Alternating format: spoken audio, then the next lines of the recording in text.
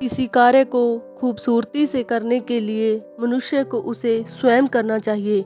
यह शब्द हैं एक महान सेनानायक नेपोलियन के। तो दोस्तों, हमने पिछली वीडियो में उनके जीवन की कुछ बातें की। उन्हीं बातों को आगे बढ़ाते हुए उनके जीवन से जुड़े कुछ और किस्से देखते हैं। जैसा कि हमने देखा कि 9 वर्ष की उम्र में ही उन्होंने फ्रांस में अपनी पढ़ाई शुरू की थी।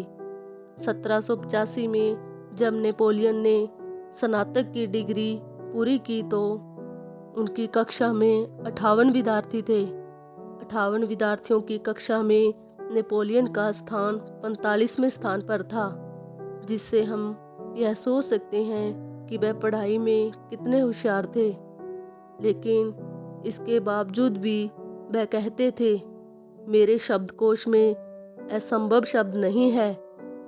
इसी वाक्य को उन्होंने अपने जीवन में साबित भी किया।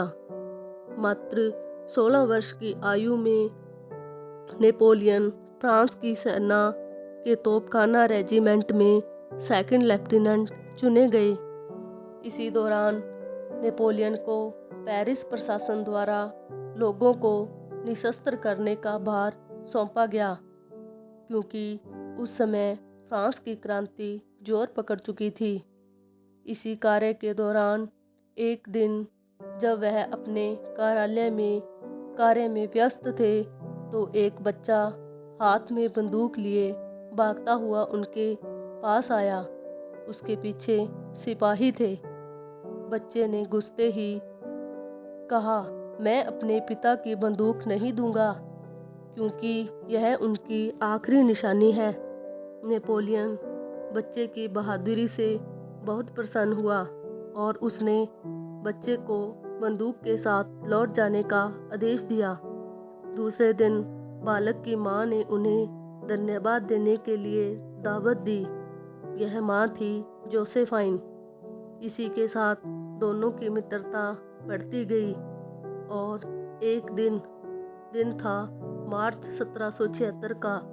सारा पेरिस यह सुनकर दंग रह गया कि नेपोलियन ने अपने से 6 वर्ष बड़ी 2 बच्चों की विधवा मां जोसेफाइन से शादी कर ली है। किन्हीं कारणों से बाद में 1809 ईस्वी में जोसेफाइन से नेपोलियन ने तलाक ले लिया। इसी कहानी के बारे में कुछ भ्रांतियां भी प्रचलित हैं।